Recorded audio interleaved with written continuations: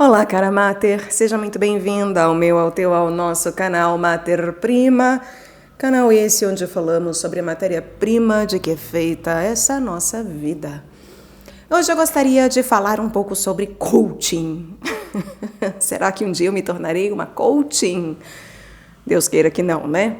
Mas nada contra coaches em si. Vejam, está muito em voga, né? Muito na moda. Às vezes as denominações vão sendo alteradas, né? Vão mudando de nome. E a função permanece aí, treinamento, líderes, né? Coachings, personal alguma coisa, enfim. Mas eu gostaria de analisar em específico coachings. O que é um coaching? Ou o que deveria ser? O que está atrelado a essa suposta profissão, a esse suposto ofício? E será que é realmente possível ser coaching de alguém? A palavra coaching, como nós temos aqui o hábito, estamos adquirindo este hábito de olhar sempre etimologicamente a palavra coach. Ela vem de coche, cocheiro. Ela vem de carro e daqueles que eram os cocheiros de antigamente. Então, o que um cocheiro faz? Ele guia a charrete, né? Ele guia o carro. Assim sendo, a primeira ligação essencial que nós vemos aí de coaching com aquilo que essa função deveria exercer é um papel de fato de liderança, mas uma liderança que se coloca à frente de um carro, de uma charrete que está carregando alguma pessoa, né? Então é aí um motorista, né? Hoje em dia se diria um motorista, é aquele que está nos levando a algum lugar. Mas o bonito da palavra coaching e de ser de cocheiro, né? De vir aí de carro, de antigamente, justamente de charrete, etc. O bonito disso é que nós podemos fazer uma ligação dessa palavra e dessa função, dessa suposta profissão, com a carta O Carro do Tarô. Eu não sei se vocês já estudaram o tarô. Se não estudaram, eu recomendo fortissimamente um livro que se chama Meditações sobre os 22 Arcanos Maiores do Tarô, supostamente de um autor anônimo. Hoje já se sabe o nome dele, mas é um livro bem grande, já está gravado no meu canal Leconde. Uma hora eu regravarei este livro, porque eu não considero a minha gravação primeira uma boa gravação. Eu estava ao começo, né, aprendendo, estamos sempre aprendendo, mas, enfim, tem realmente como melhorar e muito aquela leitura. De toda maneira, lá para quem quiser conhecer esta obra aí, mas recomendo, de fato, que tenha em mãos para estudar. Por que o estudo do tarô? Né? E como que isso vai se unir à área de coaching? E, aliás, o tarô ele se une a várias coisas arquetípicas na nossa vida, né? Ele diz respeito a coisas arquetípicas em nossa vida. Porque não é sobre fazer tiragem de tarô. É como eu já falei sobre a astrologia. A astrologia ela serve como um auxílio aí, assim como podemos nos auxiliar pela genética. Ela não determina em absoluto a nossa vida, mas ela enviesa em muitos quesitos a nossa vida, né? A minha ascendência vai contar um pouco da minha história, mas o que eu preciso determinar é a minha descendência. Então, a minha ascendência ela cessa de ter importância tão crucial e determinante na minha vida a partir da hora que eu tenho sob o meu domínio a minha descendência, que é o que virá, aquilo que eu faço da minha vida, aquilo que eu crio através da minha vida, né? Sejam filhos, que são descendências óbvias, né? As figuras óbvias de descendência, os meus descendentes genéticos, hereditários, né? Minha hereditariedade, assim como também as minhas obras, os escritos, pinturas, a arte que eu faço ou deixo de fazer, o meu próprio trabalho, né? Tudo isso nós deixamos enquanto serviço para a humanidade, ou assim deveria ser, né? E, portanto, isso também faz parte da minha descendência, que é aquilo que eu faço para o outro. E eu deixo para o outro, né? Produzo em vistas da cura e do serviço para o próximo, na manifestação do outro e da vida do outro em melhora. seja justamente criando um filho, seja criando uma obra de arte, ou uma invenção, etc., né?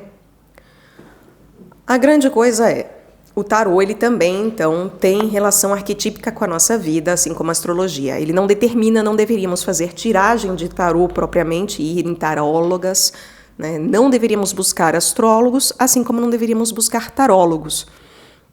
Mas o tarô, ele possibilita, então, em estudo, termos um tarô para estudarmos as imagens, as figuras, ele é muito bom, por quê? Porque ele envolve figuras simbólicas, né? Ele envolve todo um simbolismo nos desenhos, quando bem feitos, é claro, né? Quando o tarô ele realmente condiz com a tradição, condiz com o estudo que vem sendo feito ao longo de séculos.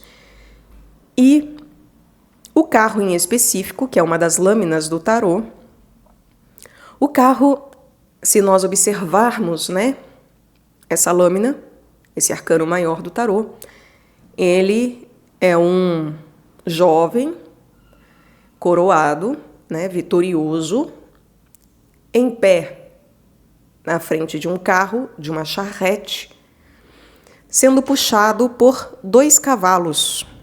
Normalmente se pinta, inclusive, um vermelho e um azul, tradicionalmente, né, no tarô de Marseille. E, portanto, essa peça do tarô, né, esse arcano, ele diz respeito a um domínio em relação à nossa vida. Há uma capacidade justamente de liderança da nossa vida, de domínio. O que são esses 2 cavalos? Esses 2 cavalos, eles têm relação com tudo aquilo que é dual, com a dualidade que nos permeia. Temos visto, né, para quem já assistiu aí, né, em relação ao feminino e masculino, a certas corridas que fizemos a respeito de feminino e masculino, a primeira, né, o primeiro vídeo aqui do canal, assim como o anterior também, logo antes deste, eles dizem respeito ao feminino e masculino e as suas diferenças mais básicas, né? Estamos aí em um estudo bem básico, bem simples, tá? Essa dualidade de feminino e masculino é uma das coisas que uma pessoa que queira ser coaching da sua própria vida, sobretudo, precisa dominar. Assim como a questão também de, por exemplo, instinto e emocional, passional e intelecto. Ou também bem e mal, né? Hábitos ou virtudes e vícios. Ainda na boa qualidade dual, porque tem a dualidade que ela é de separatividade, né? Que quando falamos de bem e mal, é uma dualidade de separatividade. E você não une essas coisas, mas você tem que ter uma liderança em relação a essas coisas. O mal não irá reger a minha vida, mas ele estará junto da minha vida o tempo todo. Então eu preciso ter domínio sobre aquilo que me assombra, domínio sobre aquilo que me é inconsciente, que me é obscuro, que me é uma tentação, provação. Eu preciso, de alguma forma, ter uma capacidade de chefia disso, né? Então, eu tenho que ter conhecimento, né? Ter as rédeas disso na minha vida. E certas outras dualidades, como o próprio feminino e masculino, eles devem estar em casamento. Então, bem e mal não se casam, né? Não é um casamento, é uma separatividade apenas. Agora, feminino e masculino é uma dualidade de casamento. Então, tem diferença, tá? Se nós formos realmente perscrutar a questão da dualidade, fazermos um estudo a fundo, a dualidade ela tem diferença de quando ela é manifestada justamente em casamento, quando ela é a verdadeira dualidade, que é de casamento das coisas, e quando ela é uma falsa dualidade, no sentido apenas de oposição, e não de casamento. Nós não temos que unir bem e mal, e nem unirmos virtuosidade, né, as virtudes e a virtuose, com os vícios. Não está tudo bem eu ser viciado e virtuoso ao mesmo tempo. Eu fazer o mal e fazer o bem, porque assim estou no caminho do meio. Eu mato alguém, ao mesmo tempo eu dou vida a um filho, a um bebê. Isso não existe, né? Parir um filho e matar alguém, pronto. estou no caminho do meio. Qualquer pessoa minimamente sã saberá o quanto isso é ridículo. Não é verdade? É ridículo. Então, não é sobre unir bem e mal, mas sim compreendermos que a dualidade ela tem essas duas qualidades. Ela própria se manifesta de maneira dual.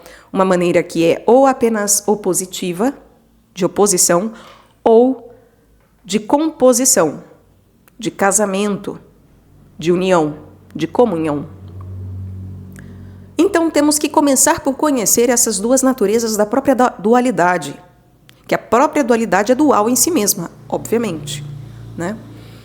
E quando passamos para além deste conhecimento, deste reconhecimento da dualidade dual em si mesma, enquanto sua essência, passamos a ver que existem certas dualidades que estão justamente que devem estar em casamento na minha vida. E homem e mulher não nascem casados.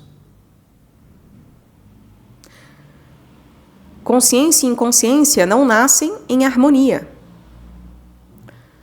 O claro e a escuridão não nascem em harmonia, tirando o Sol e Lua, que estão em harmonia, né, por conta do movimento astronômico e, né, da Terra, etc.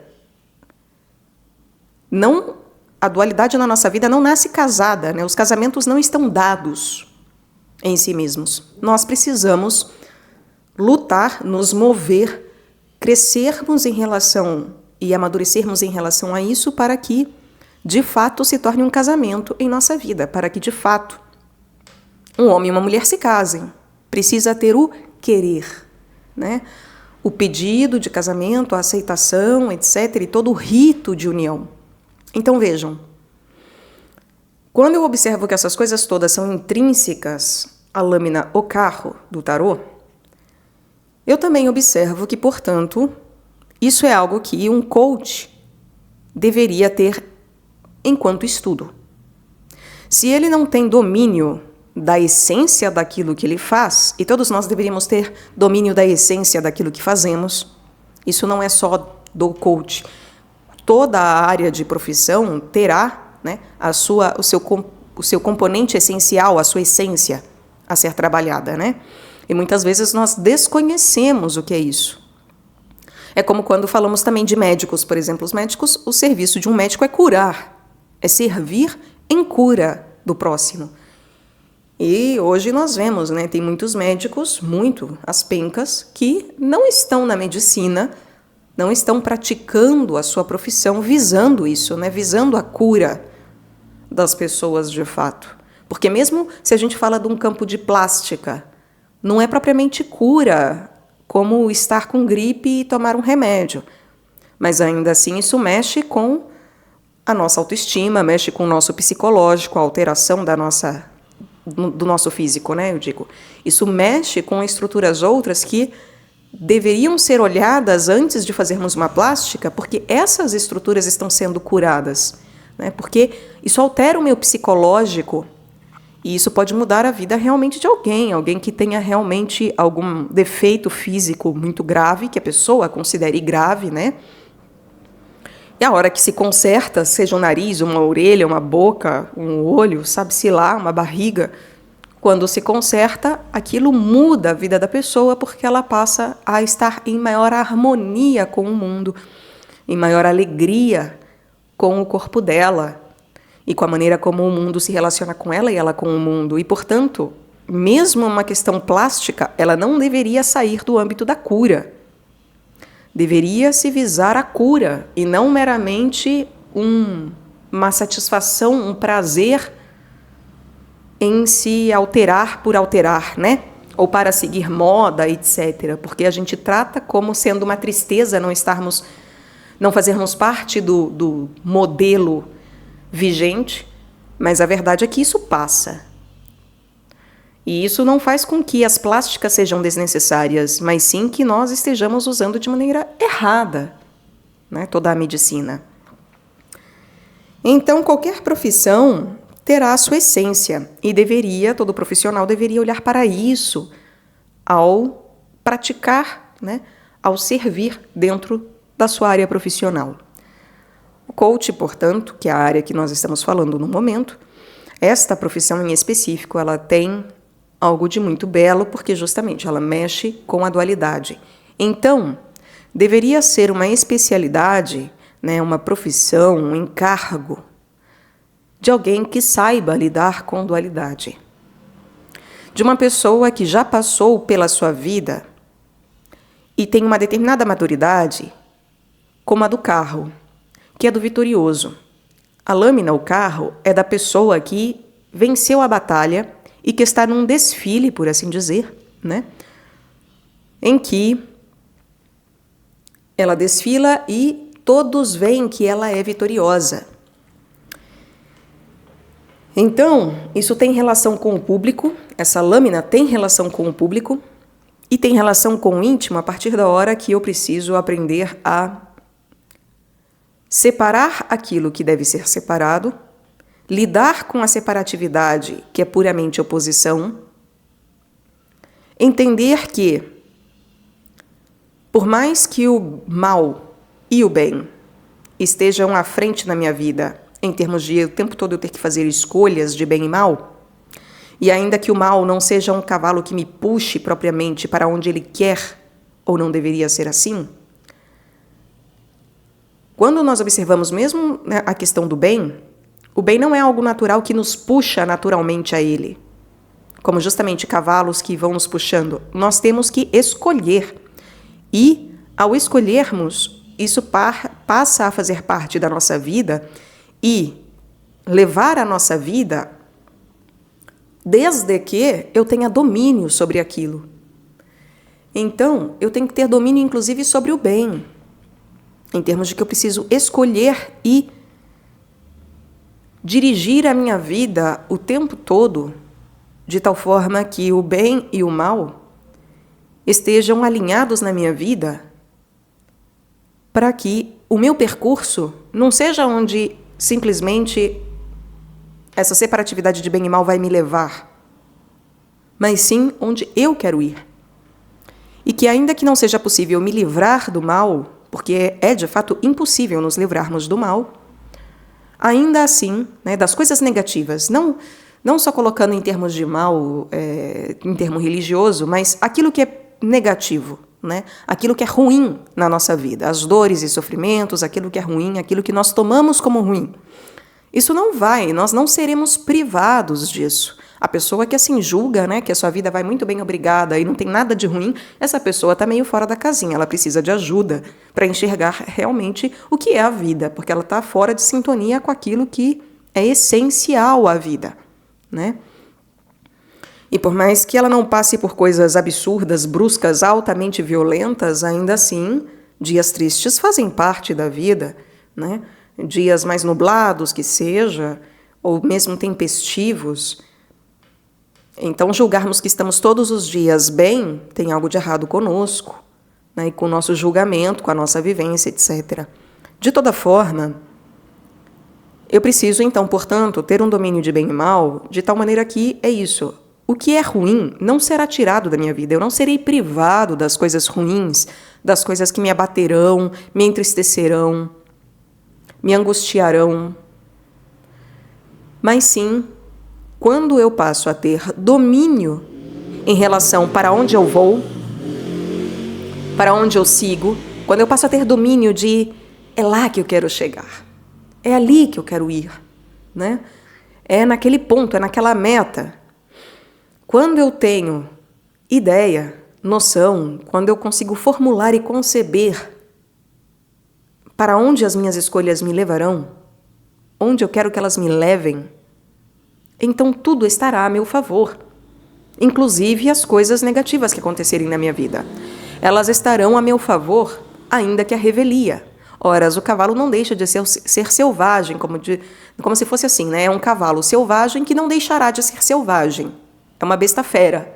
Mas, a partir da hora que eu tenho o controle daquilo, a partir da hora que eu tenho as rédeas daquilo e tenho domínio, o senhorio em relação àquilo, então eu consigo direcionar aquilo para onde eu quero ir, em vez de simplesmente me deixar levar pelas minhas tristezas, pelas minhas paixões, pela minha angústia, pela minha ansiedade ou depressão, etc, etc.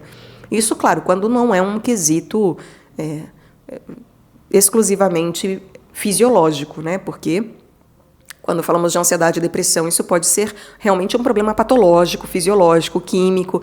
Aí é um outro quesito. Devemos buscar também o domínio, mas através do quê? De remédios, de psiquiatra, de uma ajuda outra, né? Mas, de maneira geral, quando eu falo, né, ansiedade, depressão, falo de maneira pueril da coisa, tá? Humana e ordinária mesmo, e não da patologia.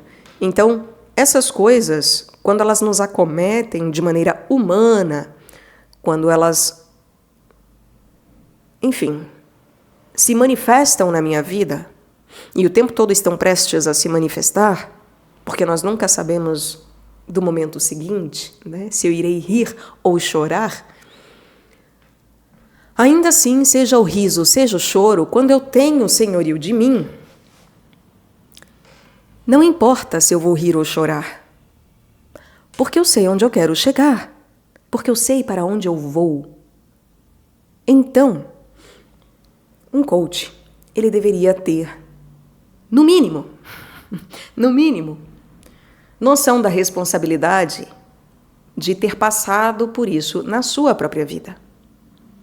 Isso é muito perigoso, porque isso leva rumos àquela ideia de guru, de mestre. Temos que ter professores nas escolas. E, de fato, tem pessoas que sabem mais do que nós. Sempre encontramos, vez ou outra, essas pessoas que, a respeito de um determinado assunto, não digo tudo, mas em um determinado assunto, elas têm um domínio maior do que nós. E, portanto, são como professores, são como mestres e guias naquele assunto. Devemos evitar gurus, não é verdade? Porque quando se trata de espiritualidade, devemos ter diretores espirituais, alguém que justamente direciona, esse é o papel de um diretor, alguém que direciona, mas que, de toda maneira, entende que é você o principal naquele carro, porque o que um cocheiro faz? Ele vai aonde ele quer? Não. Ele ouve a voz de comando do seu Senhor. Quem é o Senhor nosso na nossa vida em termos individuais, pessoais? Para quem acredita, é Deus. Outros não acreditam em Deus, acham que são si próprios. Sem entrar em méritos, justamente, de que uma coisa é soberba e a outra é, de fato, a verdadeira crença, ainda assim, tem-se que ter noção de que não obedecemos a nós mesmos pura e simplesmente. Temos que levar em conta quem está no carro conosco. Seja nós próprios e onde eu quero chegar, seja o outro que eu estou guiando. Porque não é onde eu quero levar aquele outro. E gurus levam os outros onde ele quer ir. Ele quer que todos os outros sejam cavalinhos, mulas, jumentinhos que os carreguem, né, para onde ele, guru, quer ir.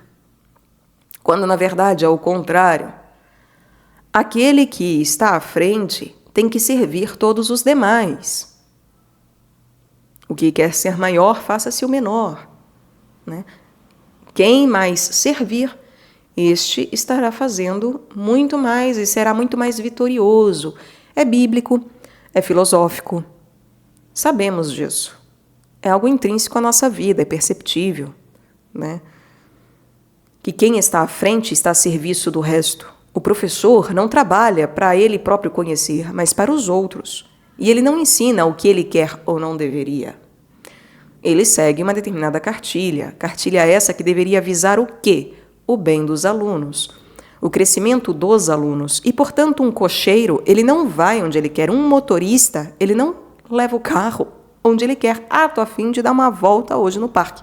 Não, meu amigo, porque se o seu patrão, a sua patroa, está no carro e fala que é para ir para o museu e não para o parque, que é para ir para sei lá onde, para outra cidade e não para o parque, você não vai para o parque. Você vai obedecer àquela pessoa que manda. E por isso que nessa relação é muito importante, inclusive, reconhecer Deus.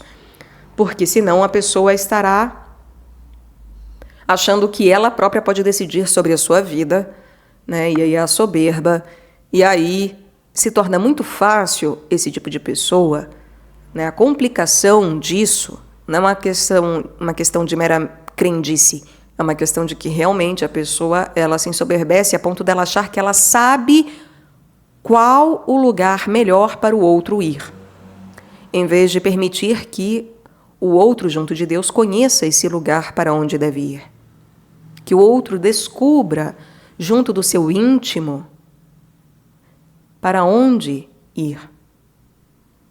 Então é muito perigoso nos julgarmos senhores desse carro. Por que isso? Nós acabamos nos apoderando do caminho do outro. E o caminho do outro nós desconhecemos, porque o único que conhece é o outro e Deus. E só. Ninguém mais. É entre o outro e Deus. Ou só entre o outro e Ele mesmo, né? Se não cremos em Deus. Um coach, ele corre o risco de justamente querer dar uma de guru, de eu sei para onde você tem que ir. Você não sabe o que fazer da sua vida? Eu sei. Você não sabe para onde seguir? Eu sei. Quando, na verdade, deveria ser uma pessoa que ela própria, já tendo passado pela vitória na sua vida, coisa que é rara, tá? É rara. Eu admito o coaching enquanto uma profissão, enquanto uma possibilidade de atuação, mas é claro que é muito perigoso, porque justamente, né, a pessoa precisa ter domínio daquilo que ela faz. E essa área em específico requer um domínio que é muito difícil de se ter. É muito, muito difícil. E é muito fácil nos enganarmos achando que temos esse controle e que temos essas rédeas e que sabemos o que estamos fazendo e para onde estamos indo, etc. Que o nosso cavalo nos obedece. Quando, na verdade, a maior parte não terá isso bem desenvolvido. Eu não digo perfeito, porque ninguém é perfeito. Não temos que saber absolutamente tudo de matemática para dar aula de matemática. Temos que saber o essencial daquilo que está ali sendo necessário em sala de aula. Mas por isso que mesmo um coach ele não deveria aceitar qualquer trabalho com qualquer um, né? Tem que se conhecer, fazer uma anamnese do seu cliente para saber se eu tenho domínio em relação àquela área específica que o outro precisa de ajuda para segurar as rédeas e entender para onde está indo. E auxiliar nessa ida, auxiliar nesse cavalgar, nesse caminhar, nessa direção que está sendo buscada e que começará a ser direcionada e, de fato, feita, né? Quando, na verdade, poucos têm isso. Porque, justamente, os arcanos maiores do tarô é algo difícil de ser desenvolvido na nossa vida. Esses arcanos são difíceis de serem desenvolvidos enquanto arquétipos primordiais, de fato, da nossa vivência. Nos equivocamos muitas vezes. E mais, tem graus, né? Tem oitavas. Então, a pessoa ela pode ter tido um certo sucesso, por exemplo, de justamente como que os coaches nascem hoje em dia. Eu fui viciada, e aí fui viciada em cigarro, que eu realmente fui, e aí eu venci esse vício. Eu dominei esse vício e passei a desenvolver a virtude relacionada a esse vício. Horas, agora que eu, vivi isso na minha vida, vou ensinar para os outros. É assim que nasce um coach, não é assim?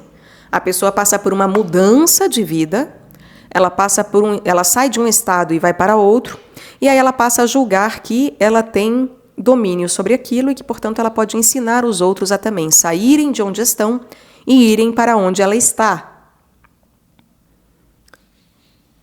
Quando, na verdade, justamente, quem disse que os outros têm que ir para onde você está? Que os outros têm que chegar onde eu cheguei? Tudo bem que, em relação a vícios, por exemplo, é algo que é desejoso para todo mundo. Que todos parassem de fumar. Acho que ninguém é contra esse desejo.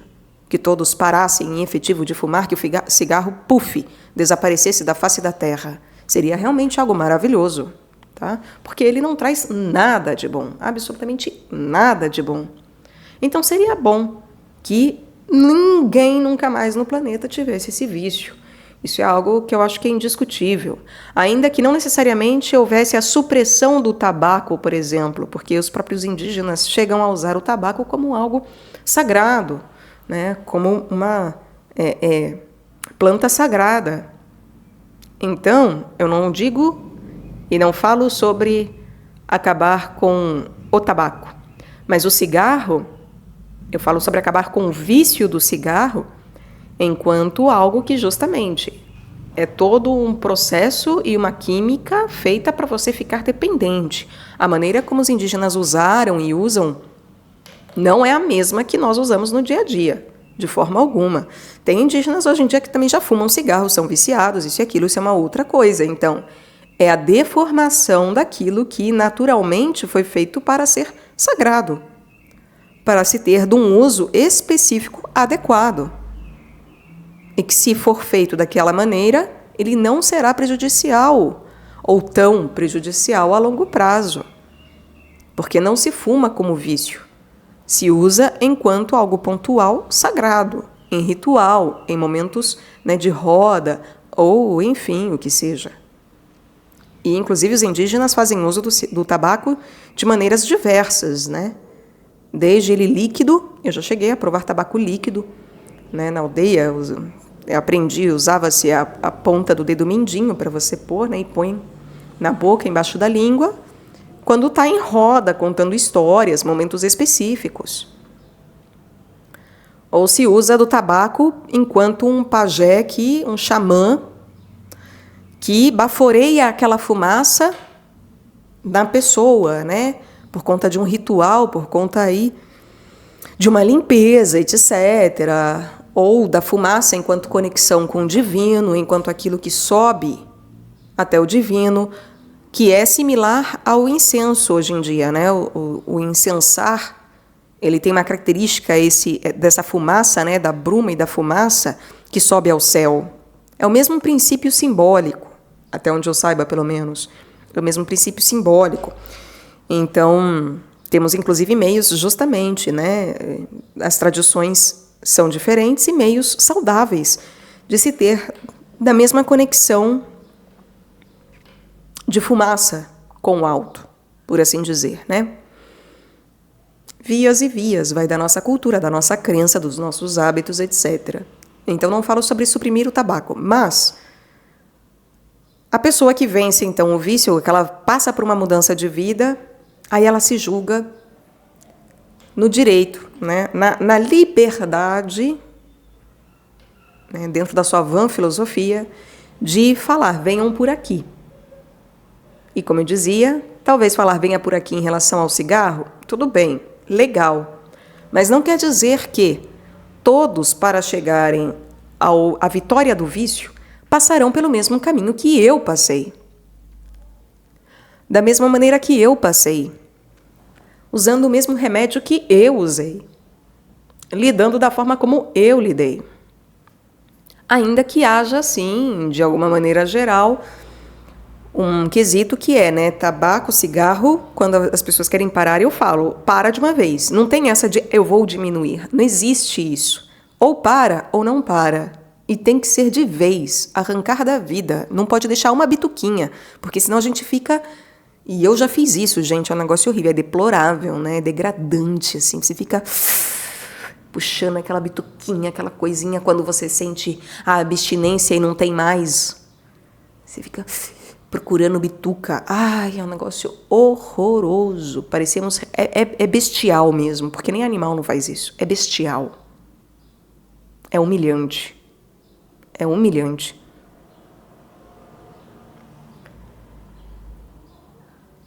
Ainda assim, né? Ainda assim não quer dizer que as pessoas passarão pelo processo da maneira como eu passei. Mas aí nos julgamos na autoridade de, eu já tendo passado pelo processo, eu posso ajudar o outro a conduzir o seu processo. Eu posso auxiliá-lo nesse processo. Qual é o problema, né? Qual é o problema e a pegadinha da carta do carro no tarô? A pegadinha é a soberba, de que já falamos. A pegadinha é a vaidade. A vaidade em crer que eu venci para todo sempre, eu tenho domínio para todo sempre, eu sei. Você não sabe. Eu sei, porque eu cheguei. Quando, na verdade, todo o processo arquetípico é um caminho e um fazer contínuo. Não é uma linha de chegada. É uma vivência. E nós nos esquecemos disso. É uma vivência cáspita. E, portanto, a soberba que acompanha isso, a vaidade que acompanha, é daquele que se julga tendo ultrapassado uma linha de chegada.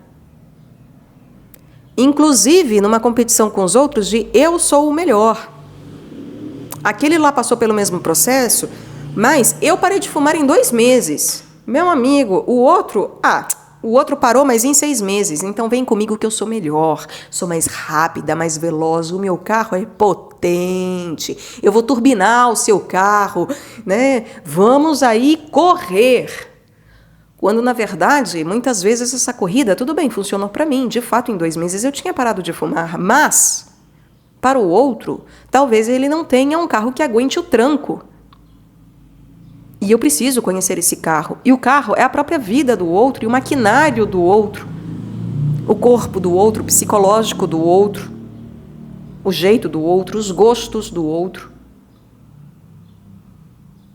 E, portanto, essa própria lâmina do carro, ela não é para a vivência de si mesmo. Ela só ganha uma vivacidade e um brilho, um abrilhantar na nossa vida quando ela é para o outro. Qual é o principal outro na nossa vida? Para quem crê, é Deus. E quando nós cremos e vemos que o outro é um sagrado, seja um Cristo, um Buda, não importa. O outro é sagrado quando eu tenho noção da sacralidade da vida. Quando nós temos aquilo que mais prezamos, amamos, valorizamos na nossa vida, na parte de trás do carro, nós vamos querer correr que nem malucos? Não. Vamos dirigir com imprudência que nem loucos? Não. Burlaremos as leis, transgrediremos as leis? Não. Porque teremos todo o cuidado do mundo, porque ali está uma carga preciosa. Eu não posso ousar capotar esse carrinho, dar com ele no muro. Eu não posso. E é muito impressionante, porque assim, o cavalo, antigamente tinha esse dito, né? O cavalo é um animal muito especial.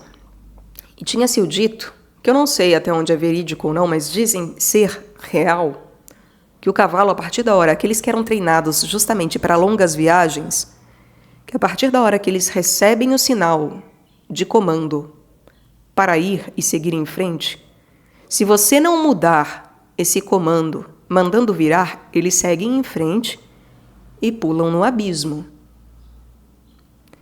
Que se você não frear, de fato, eles não freiam antes. E uma catástrofe acontece.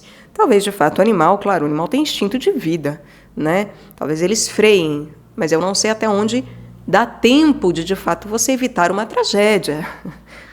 Não é verdade? Porque a hora que você já chegou na beira de um precipício, horas, a carga que vem atrás, ela continua indo em frente por inércia. Então, por mais que eles não queiram pular, serão empurrados por essa charrete para o abismo, não é mesmo? Acho que pelo menos isso podemos concluir minimamente, aí fisicamente falando.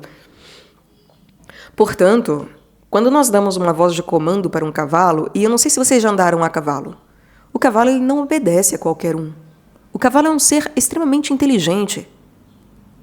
Ele não obedece a qualquer um. Esses tempos, eu estava vendo, inclusive, que o cavalo, ele é tão inteligente, tão safado, que ele realmente só demonstra a sua inteligência se ele tiver uma recompensa, por assim dizer.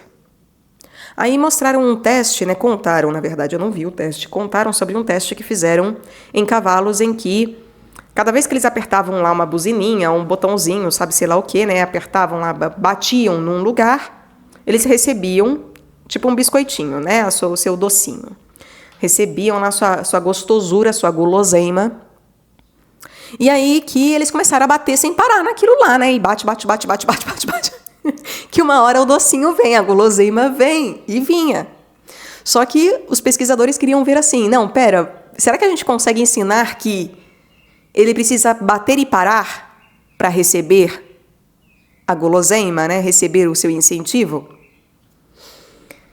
E aí, só quando eles realmente pararam de dar a comida para que ele ficava batendo insistentemente e davam a comida para aquele que batia na ordem que eles queriam, né? Que os cavalos passaram a... Porque no começo, porque daí tem essa diferença, né? Os pesquisadores não conseguiam saber se tinha que bater, esperar, e tal, fazer lá um determinado movimento específico. E os cavalos faziam, mas repetidas vezes. E aí eles queriam que fosse conciso, né? Preciso. E aí, só quando eles passaram a, de alguma forma, punir, né? Tirar aquela guloseima. Não porque você deixou de fazer o movimento que eu quero, você fez, mas você não fez no tempo que eu quero, na precisão que eu quero, do jeito que eu quero. É que os cavalos passaram a fazer certo, né? Fazer lá só uma vez, um determinado movimento específico e tal, bateu lá e passou a esperar, passaram a esperar a guloseima e aí ela veio. E aí eles falaram, é curioso, porque eles já sabiam, eles entenderam o que eles tinham que fazer. E eles sabiam. Eles não fizeram porque eles continuaram recebendo a recompensa independentemente do que fosse. Então, assim, eu tenho que bater no botão para receber a guloseima. Aí fico lá batendo, porque uma hora eu vou receber, eu tenho que bater. E que eles já tinham entendido que era bater uma vez só bastava. É isso que os pesquisadores foram ver, que eles já tinham entendido que uma vez, que bater naquilo uma vez, eles sabiam que bastava. Mas continuavam batendo, porque eram sem noção. Do tipo assim, vou receber do mesmo jeito, então tanto faz como é que eu faço. E que só a partir da hora que foram punidos é que passaram a, tá bom, você quer uma vez só? Então tá bom, uma vez só. Entenderam? E isso é muito legal, porque isso se relaciona inclusive com o signo de Sagitário, que são pessoas justamente totalmente sem noção e ao mesmo tempo totalmente inteligentes, né? E que muitas vezes deixam de usar a sua inteligência. E quando eu falo pessoas sagitarianas, né, não quer dizer só Sol em Sagitário, tá? Todos nós temos Sagitário no mapa e, portanto, todos nós somos sagitarianos em algum sentido, em algum lugar da nossa vida. Mas, enfim, né, temos essa coloração sagitariana aí pronunciada na nossa vida. Mas, enfim, é um barato estudar os cavalos. E os cavalos têm uma peculiaridade também, que é, eu já passei por isso, gente, foi a cena mais bonita da minha vida. Eu não me lembro de uma outra cena tão bonita quanto essa, tá? Foi lindo. Não desejo a ninguém assim, porque é um pânico, mas... Eu andava muito a cavalo quando eu era pequena. Eu sempre amei cavalos. Eu andava muito a cavalo quando eu era pequena, porque eu ia em pesca e pague e tal, e aí eu não gostava de ficar pescando, meus pais pagavam lá. Era baratinho na época, né? Pagava, eu ficava andando a cavalo, uns pangarés, né? Não era nada, eu ir em aras, nada disso. Nunca tive dinheiro para isso. Gostaria muito de um dia ter um cavalo, ter condições de criar cavalos, porque é realmente algo que me apaixona. Eu acho maravilhoso, mas é isso. Se você andar a cavalo, você sabe que cavalo ele não obedece a qualquer um. Ele só te obedece e te respeita se você justamente aprende a ter domínio sobre si e sobre ele, se vocês se tornam como um ali.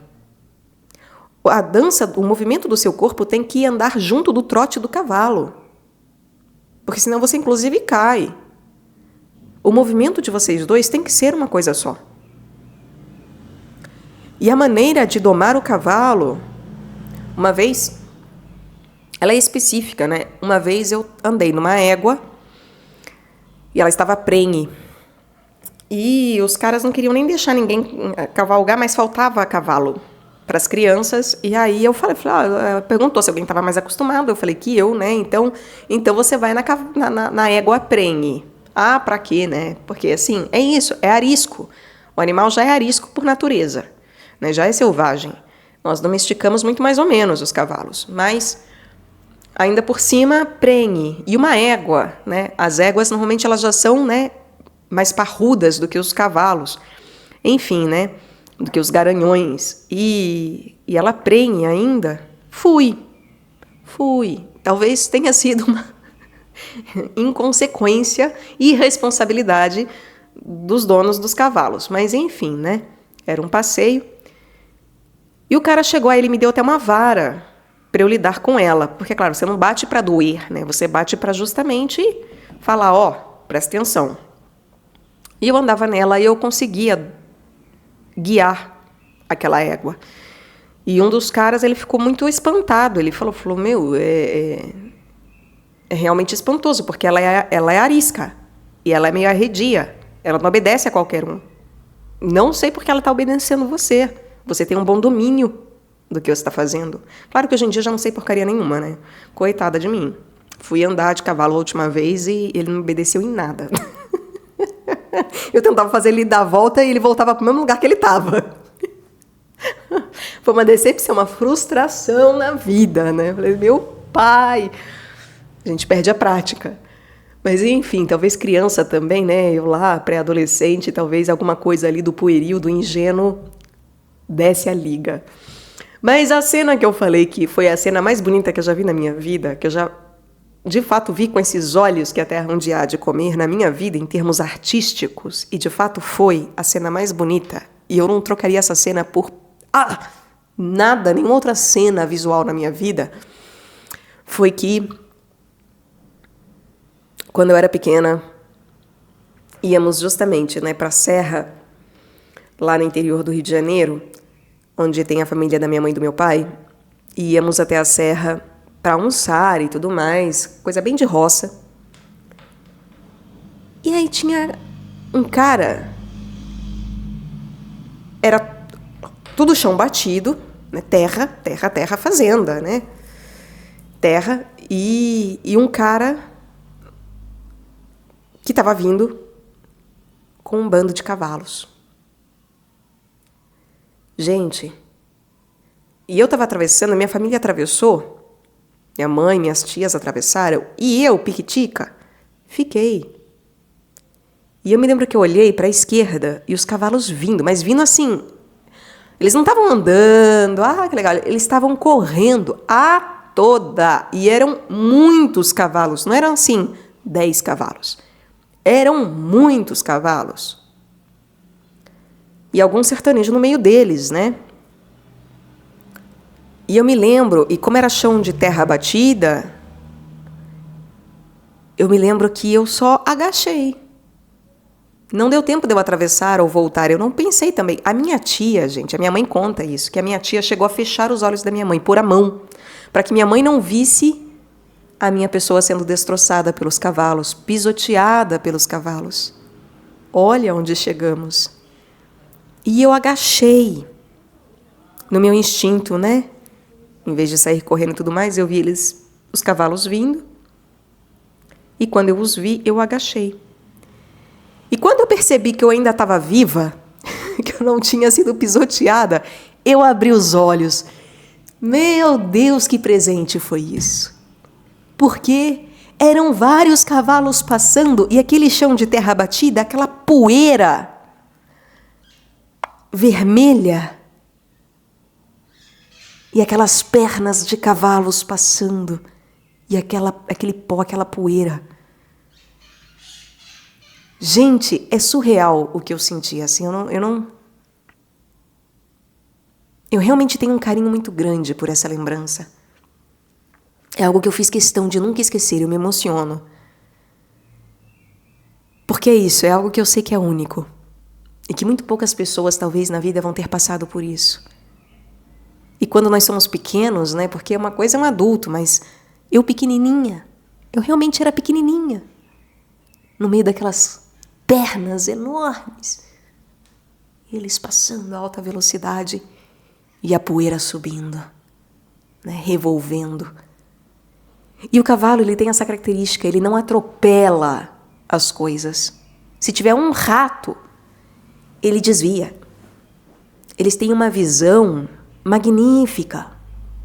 Então eles não atropelam. Mas, se nós não temos liderança, eles sabem o que fazem. E, portanto, o cavalo é um animal que nos exige nós sabermos o que fazemos. E se nós não sabemos, eles não obedecerão. E acharemos que só por estar com um arreio neles lá, estamos mandando, só porque temos o arreio na mão, né? E tem toda a parafernália colocada neles, eles estão nos levando para onde queremos ou fazendo o que queremos, e na verdade não. E na verdade, ainda mais profundamente, né? Não basta eu ter vencido uma luta na minha vida. Tanto que isso é papo de coach barato. Eu venci tal coisa, vem comigo. Eu passei por tal mudança, vem comigo. Que está muito próximo do papo de guru, também por conta disso, né? Eu me converti, vem comigo. Venha se converter você também. Deus falou comigo. Fale comigo você também. Eu sou a palavra de Deus. Eu sou um escolhido, um vitorioso. Há que se tomar muito cuidado. No mundo em que vivemos, estamos muitas vezes afastados das religiões. Estamos afastados da possibilidade de levarmos a sério a ideia de termos um diretor espiritual. E um diretor espiritual, ele supostamente deveria dar conta de nos ajudar a direcionar a nossa vida em tudo aquilo que um coach faz. Ou seja, coaches não são necessários. Mas, se fazem necessários, por conta do mundo. Porque nos afastamos e porque mesmo em igreja hoje em dia é difícil conseguirmos, né? São poucos os padres, são falsos os pastores, difícil encontrar alguém que de fato tenha tempo e disposição e essa maturidade de vitória. Uma maturidade que não seja falsa, de eu acho. Eu acredito que eu venci. E vou fazer você acreditar também. É difícil encontrar pessoas sérias, portanto, que nos ajudem a dirigir a nossa vida. Que estejam dispostas a entender que esse serviço é de fato um serviço. Você é apenas o chofer do outro que é patrão. Você não tem nada de especial. Você é empregado. Você é um serviçal. Coloque-se no seu lugar. Que coach faz isso?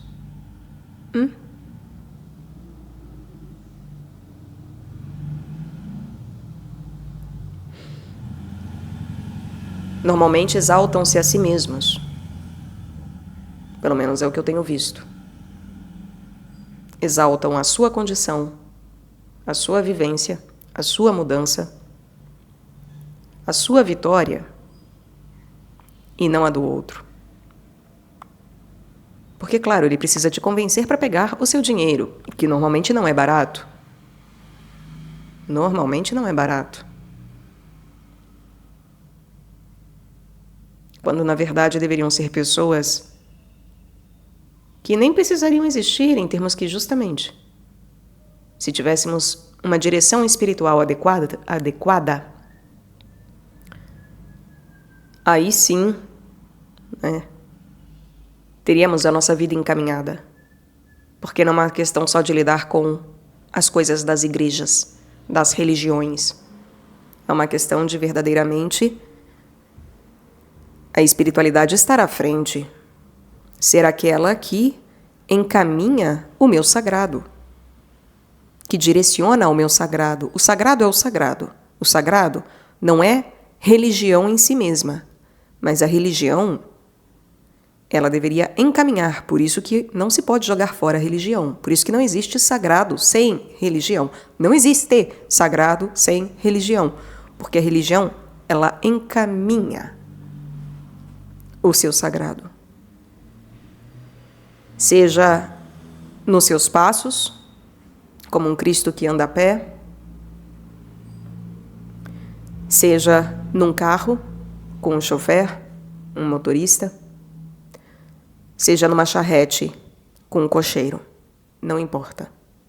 A religião deveria ser aquela que direciona o nosso sagrado para onde ele deve ir. E junto do nosso sagrado está o quê? O nosso humano, é claro. Por isso que não deveríamos ter coaches. Não há uma verdadeira necessidade disso.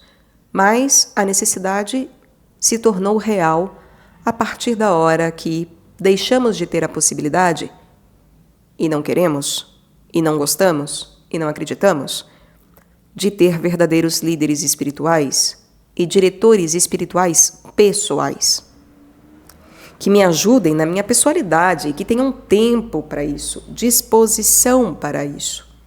E que são supostamente de graça, tá? Porque isso, você não tem que pagar dízimo para isso. Isso tem que ser de graça.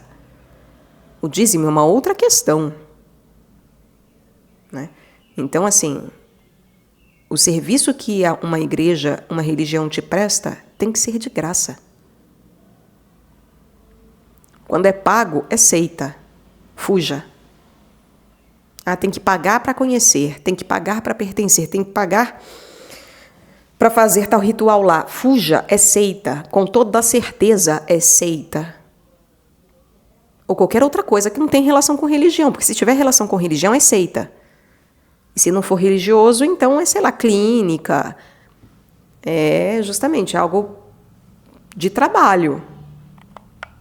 É um cliente que você está contratando, que você está sendo, na verdade, né? Você está pagando sendo cliente, mas, enfim, é um profissional que você está contratando, é alguma outra característica, é alguma outra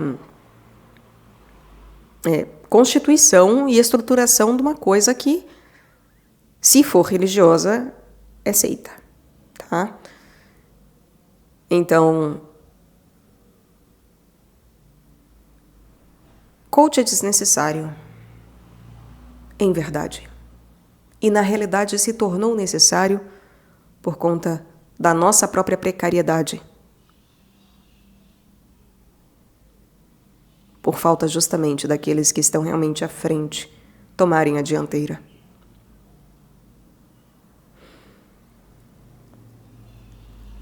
E outra. Um verdadeiro motorista, um verdadeiro direcionador, ele sabe ir e voltar. Ele sabe o caminho, de ida e de volta. E ele não fica parado falando, vem pra cá. Ele não é como o carinha no aeroporto que fica lá com a bandeirinha, direcionando o avião para onde pousar. Ele é o próprio piloto. E, portanto, ele precisa conhecer as estradas, os mapas, as idas e vindas. O que isso significa? Significa que ele precisa ter capacidade de humildade em fazer o processo de retorno até um ponto anterior para caminhar com o outro, para andar com o outro até onde o outro quer chegar e consegue chegar. E não ficar lá na frente berrando, vem pra cá, vem por aqui, venha até mim. Não é assim que funciona uma direção. Por isso que nós temos que nos colocar no lugar do outro. E não é só uma questão de empatia. Ah, eu sinto como você. Não, eu acompanho você. Não é questão de empatia apenas, é uma questão de compaixão. Empatia sem compaixão é fraca e falha, é nada. Ah, eu sinto muito. Mas se você não caminha de fato junto da lamúria do outro, se você não faz o cortejo junto do outro, você não sente porcaria nenhuma. O seu sentir é da boca para fora. É um conforto interno teu. Essa que é a real.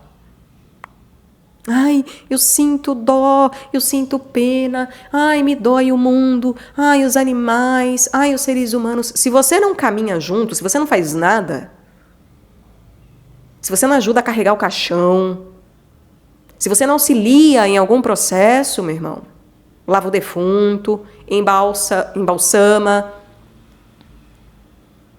se você não chora junto, se você não abraça, se você não pega uma pá e joga a terra em cima do caixão, então você não está fazendo nada, então você não sente muito.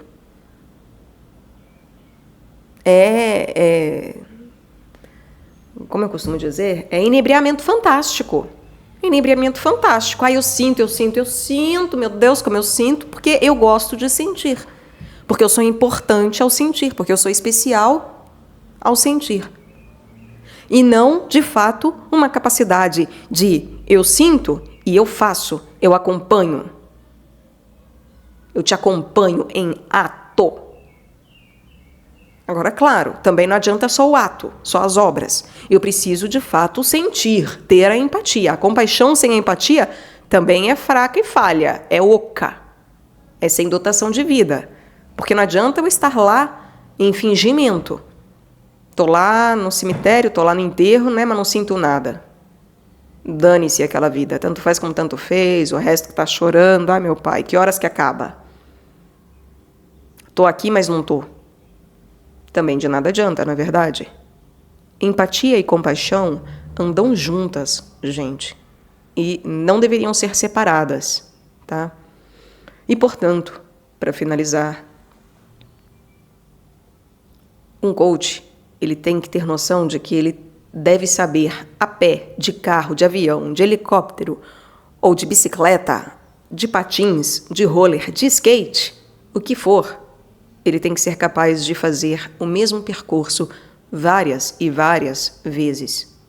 E ir até o outro, onde o outro está. E não ficar lá gritando para o outro, vem para cá. Que é o que muitas vezes acontece. Chegamos no nosso pódio de primeiro lugar, ai que lindo e maravilhoso. Subo no meu carrinho, todo vitorioso, desfilo e fico, ah, você quer ser como eu? Vem para cá. Passa ali, passa aqui e vem para cá. Eu vou te dar todo o mapa. Quem falou que você tem mapa da vida do outro, Cáspita? Que porcaria é essa? O que está acontecendo? Tudo bobagem. Porque a vida do outro, o mapa do outro, é pessoal dele. E se você não se debruça sobre isso, sobre a vida do outro, você não é capaz verdadeiramente de fazer um percurso com o outro, carregando-o enquanto uma carga valiosa e mais. Aí para fechar de fato e para pensarmos sobre. Uma carga valiosa a gente carrega nem que se for nas costas, tá? Quem tem dom para isso, quem tem realmente talento e dom, quem é chamado para, de fato, direcionar os outros e ajudá-los na direção de suas vidas, seja como diretores espirituais, seja como diretores materiais, porque o coach seria como um diretor material, seja como for, uma pessoa que tem dom para isso, ela tem que ser capaz de carregar o outro para onde o outro quer, nem que seja nas costas. Nem que seja ela o cavalo do outro. Entende? Porque é ela que está a serviço. E a partir da hora que você se coloca num serviço desse, você tem o dever de carregar o outro. Não porque o outro simplesmente tem o direito de te escravizar e de subir em cima do seu lombo, em cima de você. Mas porque você compreende que a dádiva desse tipo de serviço é carregar o tesouro, é carregar aquele ouro, aquela carga preciosa, aquele sagrado, aquele humano com H maiúsculo, filho do homem, até onde ele precisa chegar e até onde é possível ir, obviamente. Muitas vezes não aguentamos por muito tempo. Mas até onde te for dado carregar, carregue. E é por isso que cada vez mais vamos aprendendo, né, que a verdadeira profissão, aquilo que a gente professa na vida, enquanto dom, enquanto missão, não é o dinheiro que vai pagar aquela ida e aquela vinda. Ainda que possa haver uma troca monetária. Pode haver, deve haver, por conta do mundo em que vivemos. Dai a César o que é de César.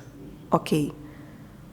Mas a pessoa que tem verdadeiro dom para realmente servir dessa maneira de direcionamento da vida alheia, não deve ser o dinheiro e nem o meio que comandará se ela fará ou não serviço. Ah, você tem uma BMW? Então eu faço. Então eu serei o seu chofer. Ah, você tem um Fusca? Não, meu preço é muito caro, eu sou muito importante para dirigir um Fusca. Charrete, pior ainda. Ai, que nojo. Vou ficar todo sujo. Para andar a pé, daqui o que até o Japão? Você é louco. Ah, não, meus pés são muito preciosos para eu ir caminhando com você até lá, dando a volta no mundo. Imagina o tempo que isso vai tomar. Ih, não conte comigo para isso. Se for de avião, eu vou. Primeira classe, tá? Primeira classe, executiva não, por favor. Executiva não, primeira classe. Aí nós vamos até o Japão, a gente chega lá, come umas comidinhas, faz uma festinha, não sei o quê, conhece a cultura, dá um rolê. Aí eu te mostro o que eu já conheci do Japão. Olha que legal. Mas não. Caminhar até lá, não dá. Fora de cogitação. Não tenho tempo para isso. Não tenho energia, vitalidade para isso. É isso que acontece hoje em dia, não é? É ou não é?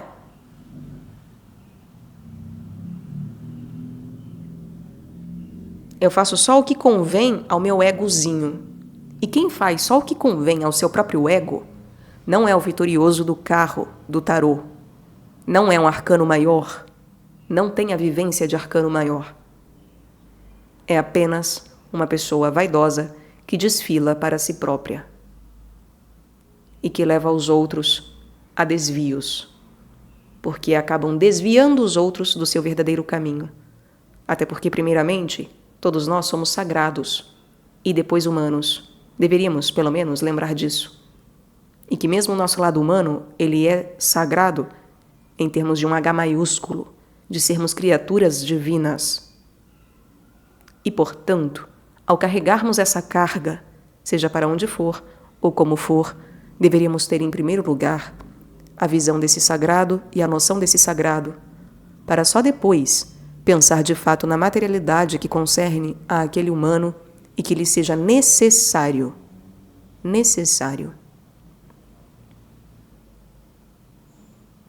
Pessoas que vendem apenas a prosperidade, essas estão mancas de um cavalo, não têm domínio.